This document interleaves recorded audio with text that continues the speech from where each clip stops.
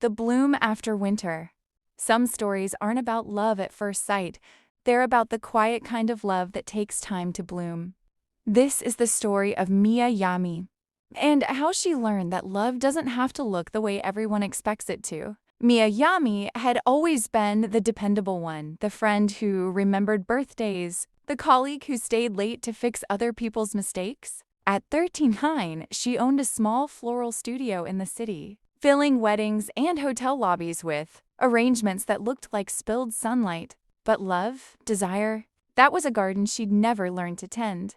She had been married once, years ago, to a man who adored her but never truly reached her. She'd smiled through their wedding photos, smiled through the honeymoon, and smiled even on the night she whispered. She didn't feel the spark he was waiting for. The marriage ended quietly, leaving her with a lingering sense of failure she never spoke of. Mia told herself she was fine. Some women just don't care about sex, she thought. She poured her passion into flowers instead, orchids that thrived under her care, roses that bloomed out of season. One stormy evening, a man burst into her shop just as she was locking up.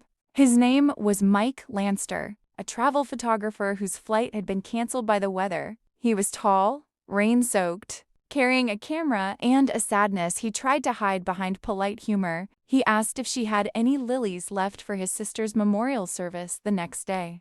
Something about the way he spoke, gentle, careful, almost reverent, made Mia unlock the shop again. Together, they assembled a bouquet in silence, the smell of wet asphalt and lilies filling the air. When Mike left, Mia felt unsettled. For the first time in years, someone had brushed against her guarded world. Mike returned often. Sometimes he claimed he needed new bouquets for his photo shoots. Sometimes he just lingered, telling stories about deserts at sunrise or the taste of tea in Istanbul. Mia found herself waiting for his visits, though she didn't understand why. She still didn't feel the kind of hunger her friends described when they were falling for someone. No butterflies, no fevered longing. But there was something gentler, a pull that warmed her chest like a hearth fire.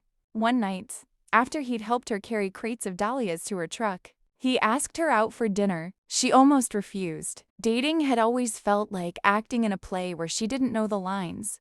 Yet, she said yes, over candlelight in a quiet bistro.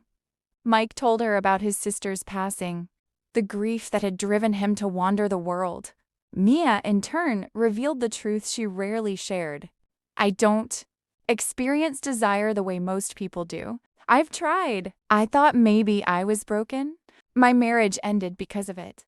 She braced for pity or disappointment. Instead, Mike reached across the table and said softly, "You're not broken, Mia. You just love differently. And maybe that's what I need. Someone who doesn't rush. Someone who listens to the quiet things." For the first time in her life, her heart beat not from fear, but from being truly seen. As their bond deepened, Mia noticed a change she never expected. It wasn't that she suddenly craved what she once couldn't, but with Mike, she felt safe enough to explore closeness on her own terms.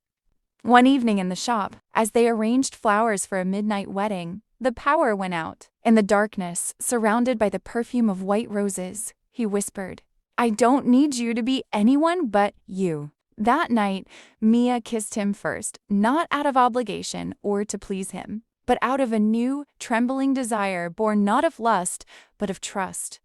Their relationship was not perfect. There were hesitations and careful conversations. But Mia learned that intimacy could be a slow-growing bloom, different, delicate, and no less beautiful. The greatest twist wasn't that she changed for Mike, but that she discovered passion could look nothing like what she had been told it should be. Love, for her, wasn't fire at first sight. It was a garden in winter, finally awakening to spring.